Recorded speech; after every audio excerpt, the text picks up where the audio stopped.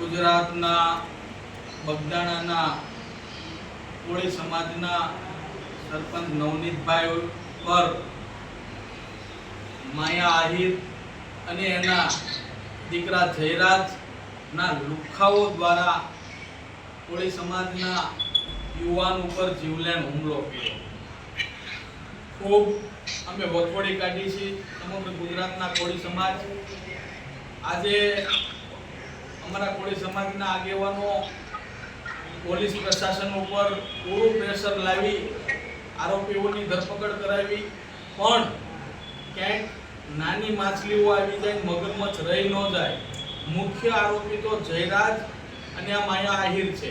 એના કહેવાથી આ નવનીતભાઈ ઉપર જીવલેણ હુમલો થયો છે.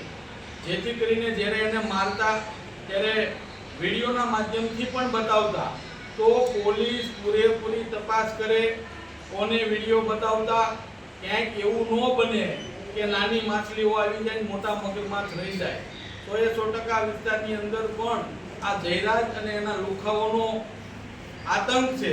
આ લોકોને કાયદા અને વ્યવસ્થાનું ભાન કરવામાં આવે અને આ બંનેને જાહેર રસ્તા ઉપર સરઘસ કાઢવામાં આવે એવી સમગ્ર ગુજરાતના કોળી સમાજની માંગ છે.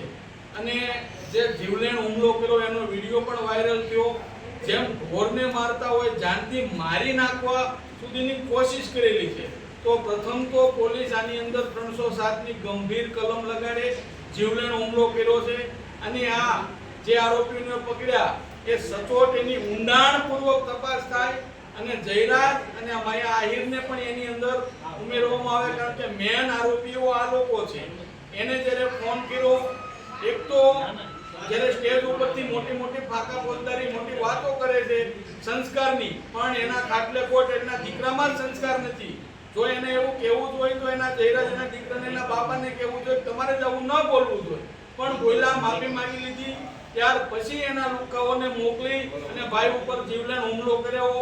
કોળી સમાજ ક્યારેય સાચી લેવાના નથી. નવનીતભાઈ સાથે અને એના પરિવાર સાથે સમગ્ર ગુજરાતના કોળી સમાજ છે, અમારા આગેવાનો છે, અમે બધા છીએ. આને સંપૂર્ણ ન્યાય મળે અને જયરાજ અને આ માયા આહિરને પણ આની અંદર સજા મળે, 307ની કલમનો ઉમેરો થાય એવી અમારી ઉગ્ર માંગ છે.